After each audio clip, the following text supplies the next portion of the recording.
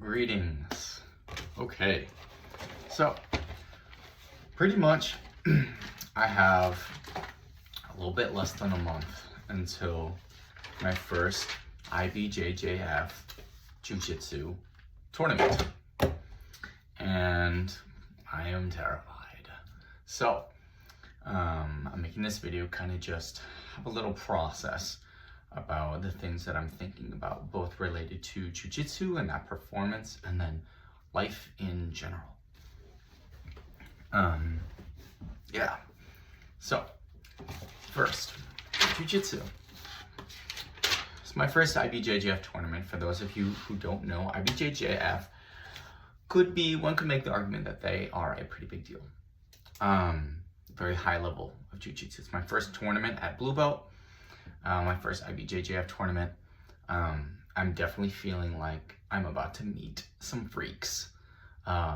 Jiu-jitsu freaks, athletic genetic freaks. Yeah, so that is something to think about. Overall, I feel very competent in my jiu-jitsu abilities.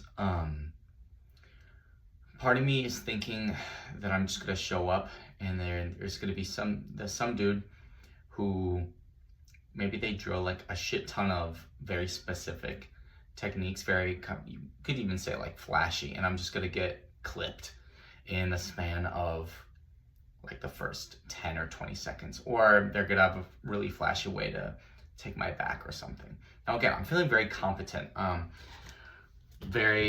even like what I do know, I feel very familiar and comfortable with the high percentage moves that I've rehearsed. However, there are still some concepts that I want to ingrain before I reach that. It's going to be in the gi, which for you, those who don't know, it's kind of like a traditional row. Pretty much.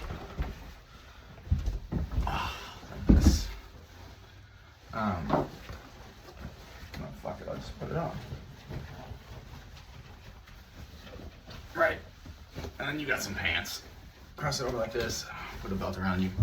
I got some pants. Take this, that, got these grips, you can grab anything. That's the gi, right?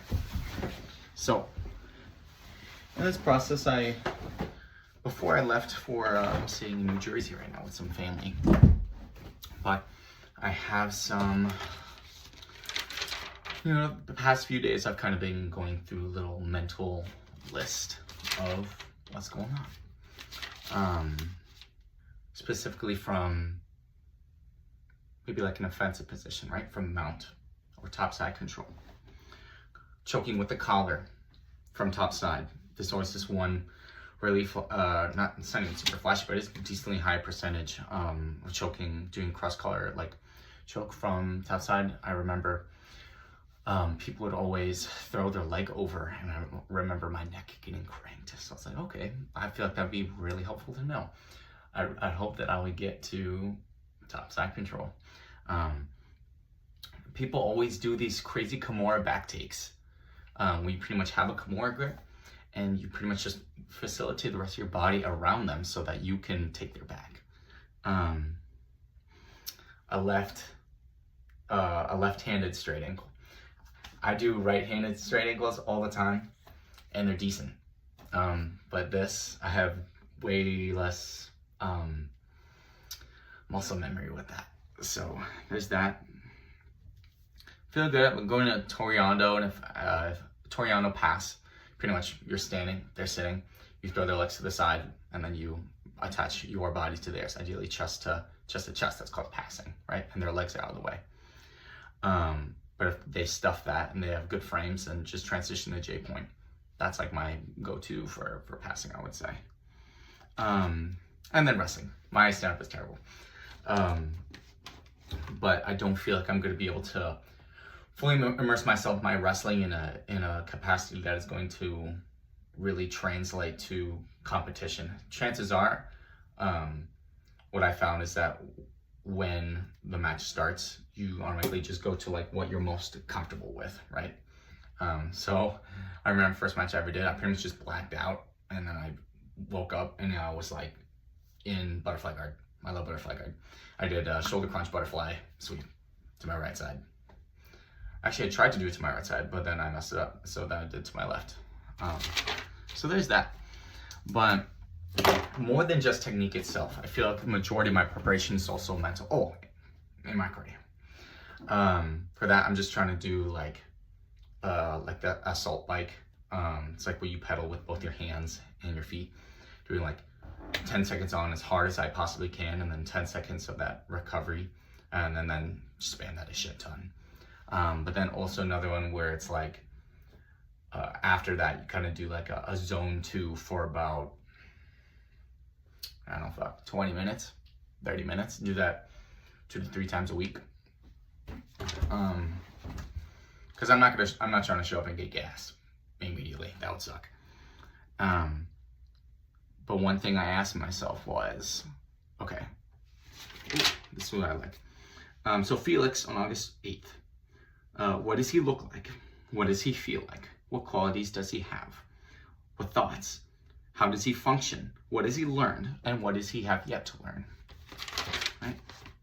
So pretty much I put calm, focused, knows when to fucking send it, and how to do that, and also when it's time to chill and relax and recover as well.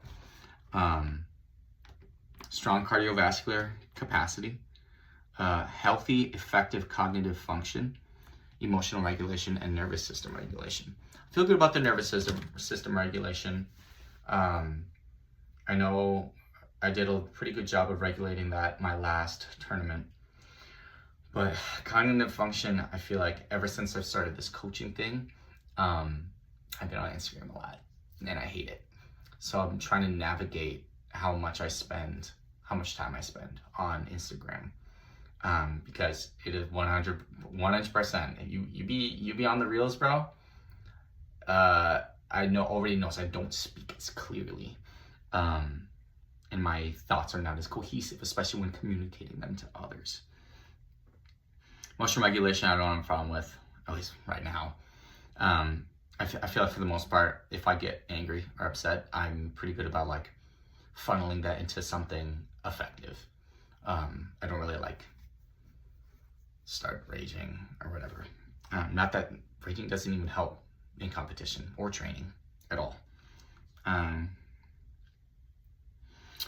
What jiu-jitsu should I learn / integrate into my game to catalyze my progress and increase my performance? So ideally, again, those other techniques that I was talking about, but funneling all these through the techniques I already know, relating them to the techniques that I already know, that I feel comfortable with, that naturally come out when I'm exposed to high amounts of stress and anxiety, like in competition. La-di-da-di-da. Oh, and then ever since I got here to Jersey, I had like a list of of things to do, kind of how life is. So chances are I'll make another video relating to like either I'm close to the tournament or like right after, just to be like, oh wow, look how much I've improved. That's so awesome. Effective training partners for jiu-jitsu, effective training volume, effective techniques relevant to my game in preparation for tournament, push hands, cognitive function, nervous system regulation, inflammation regulation. I feel like that's been getting a lot better as well. My stomach's been so much better. Coaching homework, I'm behind my coaching homework for the school that I go to. Making this video, effective competent cardio, effective healthy joint and functional strength. Spend a lot of time rolling out my joints. You can see the lacrosse ball is right here on the tip of my thumb. I roll my muscles a lot, and I really work back up to plyometric stuff with both my feet and my hands at all. Making sure I have healthy wrists and fingers. Schedule my gym drop-ins.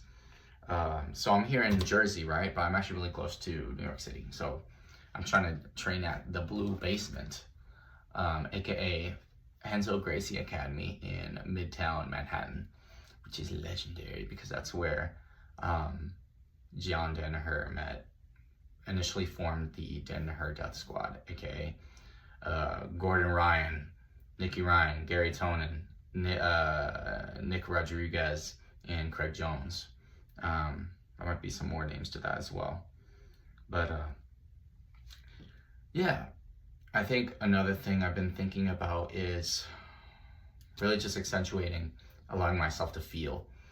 I feel like that's the biggest thing relating to my phone usage as well, because I feel like if I'm on my phone a lot, I start feeling things because I see other people, just being completely honest about, like, yeah, I see other people and part of me is like, oh, I wish I would have that. But I'm also like, would having those things that other people have, would that really bring me fulfillment? And I don't think it would. Right now, I'm really just trying to get clients so that I can do coaching full time. That's what I'm trying to do.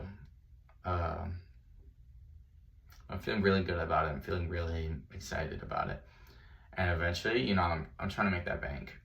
I'm cool with keeping my living expenses low, but I like to travel too. I want to travel and train and travel and train and meet people. And one of the things that I've also been thinking about is, at the end of the day, let's say I imagine myself to, let's say I complete everything that can be completed in jiu-jitsu. And I complete everything that could be completed in coaching as well. But at the end of the day, what would really make me feel alive and fulfilled, right? Obviously, these things contribute to that, but at the end of the day, I feel like my relationships, being with like a passionate relationship, that doesn't even have to be like romantic, like, dude, like truly like a brother, someone who sees me for my values and loves me for who I am, and I can have these innovative conversations with. I can be innovative with them. I can be empathetic with them. I can play with them. I can be playful. I feel like that's definitely, like, I feel like everything inside is looking really good. If I'm ready for, I feel like I'm definitely ready for my tribe. I'm ready for people to come into my life who resonate with those values, and who I can innovate myself with and be empathetic with and be playful with and have a genuine connection, a strong, healthy, fulfilling connection. But I initially meant to make this video earlier, but you know, I arrived in Jersey and I started hanging out with family, so probably not going to be super super edited, yeah. But that was funny. But yeah, I'm kind of just talking to a screen, talking to a camera. But those are my thoughts right now, and I'm really excited to see where I go and who I meet. At this tournament, I'm trying to meet everybody, talk to everybody while I'm here in East Coast. I'm trying to going to an event on Sunday, which is geared towards young people. It's not like a bar. It's like a play-based event. It's not like a bar or a club. I don't really work too well in those settings. And hope I meet cool people at Jiu-Jitsu tomorrow at the Blue Basement in Manhattan. But I feel really good about where life is taking me, where I'm taking my life. And oh, here's a segue. If you ever feel like that, you want to take your life somewhere that you're not currently taking it, I could help you with that, because I work as a coach, personal coach, a holistic personal coach. And now I'm just hanging out with my phone.